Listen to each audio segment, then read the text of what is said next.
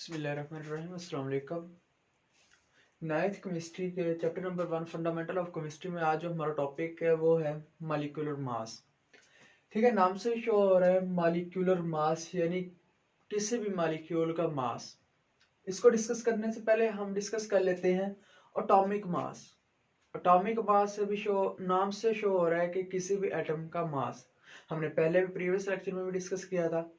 चलें दोबारा इसको डिस्कस कर लेते हैं। एटॉमिक मास क्या है? The sum of number of protons and neutrons in nucleus of an atom is called atomic mass. किसी भी एटम के न्यूक्लियस में मौजूद प्रोटॉन्स और न्यूट्रॉन्स के मजमूए को हम एटॉमिक मास कहते हैं।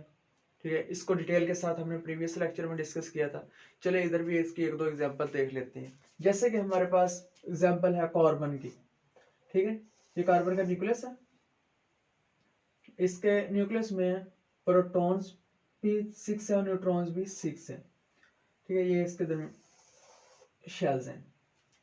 6 है तो इसका जो एटॉमिक मास होगा वो 12 होगा, सम ऑफ प्रोटॉन्स एंड न्यूट्रॉन्स। ठीक है, इसी तरह हमारे पास और एक एग्जांपल है ऑक्सीजन। उसको देख लेते हैं। ऑक्सीजन के जो न्यूक्लियस है उसमें प्रोटॉन्स की तादाद भी 8 है और जो न्यूट्रॉन्स है उसकी तादाद भी 8 है, तो सम इन दोनों का 16। तो जो ऑक्सीजन का हमारे पास एटॉमिक मास है वो 16 AMU है और जो कार्बन का हमारे पास है वो 12 AMU एटॉमिक मास यूनिट। ये हमने रिलेटिव एटॉमिक मास के साथ डिस्कस किया था प्रीवियस लेक्चर में। ठीक है, यहां तक तो बात क्लियर हो गई। ये एटॉमिक मास क्लियर हो गया, sum of neutron and proton. Next हम डिस्कस करते हैं sum of atomic masses of all the atoms present in one molecule of molecular substance. अब यहाँ पे जो एक बात समझने वाली है वो है मॉलिक्यूलर सब्सटेंस को हम डिस्कस कर लेते हैं। प्रीवियस लेक्चर में हमने सब्सटेंस को भी डिस्कस किया था जब हमने मैटर को क्लासिफाई किया था, तो उसमें हमने सब्सटेंस को भी डिस्कस किया था। ठीक है, सब्सटेंस की हमने डेफिनेशन क्या पढ़ी थी? Pure form of water, sorry pure form of matter.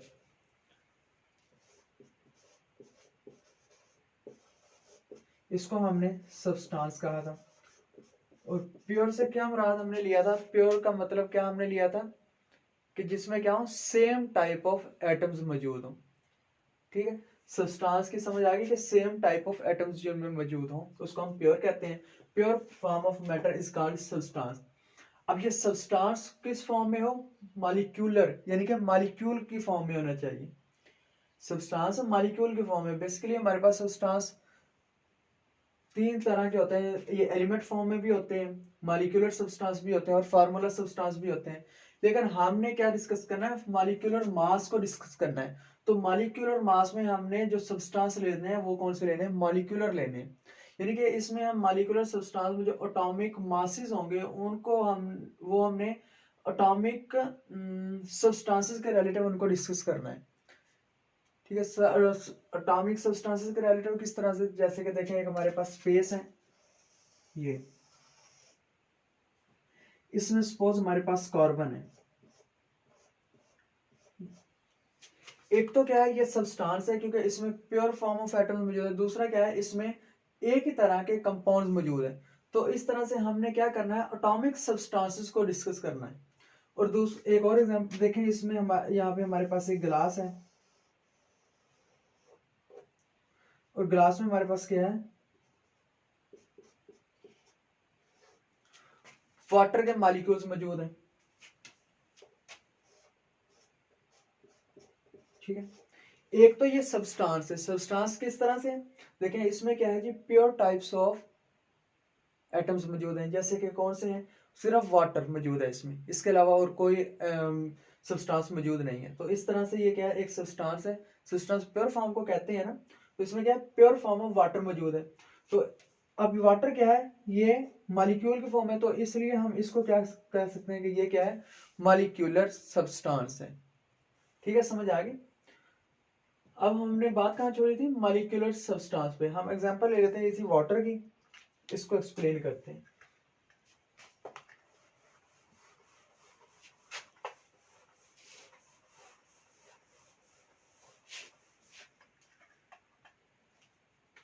जी, तो हमने किसकी वाटर ली है? ये देखें हमारे पास एक बीकर है और इसमें हमारे पास वाटर है,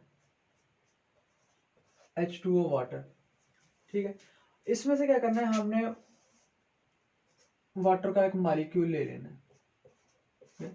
ये देखें ना, इसमें काफी सारे मॉलिक्यूल्स मौजूद हैं वाटर के। ठीक है, ट्रिलियन ऑफ मॉलिक्यूल्स, एक जग में हमारे पास काफी मॉलिक्यूल्स मौजूद हैं। तो हमने क्या करना है, एक वाटर का मॉलिक्यूल ले लेना है। वाटर का मॉलिक्यूल लेने के बाद अब हम क्या करते हैं, चलें इसको हमने ले लिया।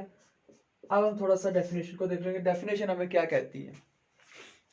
सम of atomic masses of all the atoms. ठीक है, तमाम जो एटम्स हैं उनके एटॉमिक मासेस का सम। कहाँ पे है तमाम atoms? Present in one molecule of molecular substance. ये हमारे पास मॉलिक्यूलर सब्सटेंस है, क्योंकि ये सब्सटेंस में सब क्या है, मॉलिक्यूल्स मौजूद हैं। मॉलिक्यूलर सब्सटेंस के मॉलिक्यूल में, ये एक मॉलिक्यूल हो गया इसका, इसके जो एटम्स हैं, कौन से एटम्स हैं इसमें? एक तो हाइड्रोजन है और क्या है, ऑक्सीजन है। ऑक्सीजन कितना? एक है। और हाइड्रोजन कितने? दो है।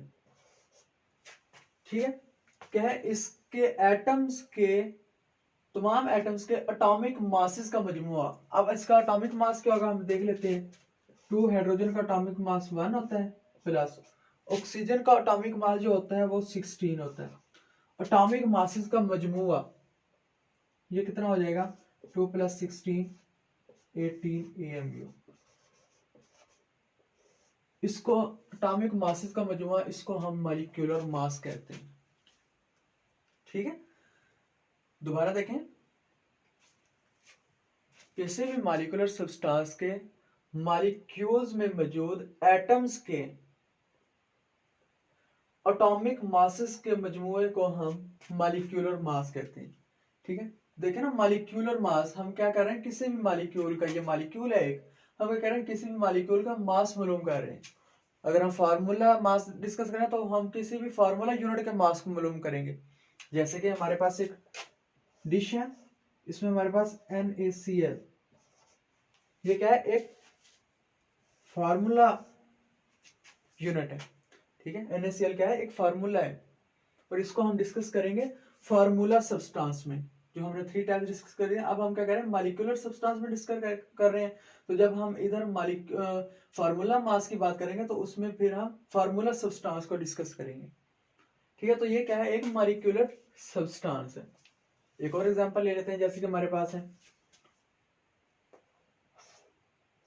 CO2 को देख लेते हैं। मॉलिक्यूलर मास के, ठीक है, सॉरी, मॉलिक्यूलर सब्सटेंस के मॉलिक्यूल और इसमें मौजूद एटम्स, इसमें कार्बन 1 है, प्लस ऑक्सीजन कितने? 2, और ये ऑक्सीजन। इसमें जो कार्बन का एटॉमिक मास है 12 प्लस 2 ऑक्सीजन का 16, 12 प्लस 32, तो ये हमारे पास 44 AMU बन जाता है।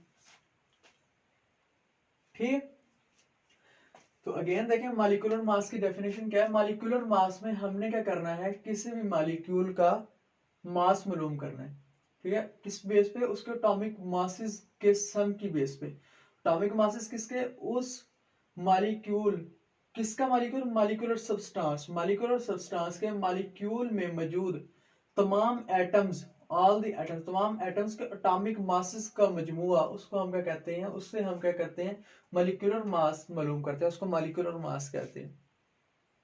ठीक है, आई थिंक मॉलिक्यूलर मास के लिए डिस्कशन काफी है, उम्मीद है आपको समझ आ गई होगी। ठीक है, नेक्स्ट आगे हम इसकी एक एग्जांपल है, उसको डिस्कस कर लेते हैं।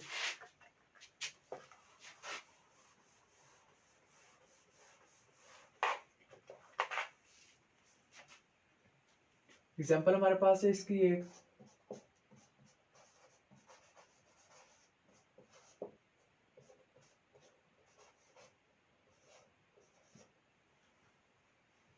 ठीक है। अब ये क्या, हमारे पास एक मॉलिक्यूल है, मॉलिक्यूलर सब्सटेंस में से, ये में से हमने क्या किया, एक मॉलिक्यूल लिया। इसके एटम्स कौन कौन से इसमें एटम्स हैं, ये हमारे पास गिवन डाटा एग्जांपल है, हमारे पास बुक में गिवन डाटा है ये। तो इसमें हमारे पास कौन कौन से हैं एटम्स? हाइड्रोजन है, प्लस नाइट्रोजन है, प्लस ऑक्सीजन, कितने ऑक्सीजन के हैं, 3 ऑक्सीजन है, ये ऑक्सीजन, ठीक है। तो गिवन डाटा में हमारे पास जो हाइड्रोजन का एटॉमिक मास है 1 है, प्लस नाइट्रोजन का हमारे पास 14 है, प्लस 3, और जो ऑक्सीजन का है वो हमारे पास 16 है, ठीक है। तो अब देखें 1 प्लस 14 प्लस 16 मल्टीप्लाई बाय 3, 48। तो इसका जो सम हमारे पास बनता है वो अप्रोक्सीमेटली 63 AMU, ठीक है।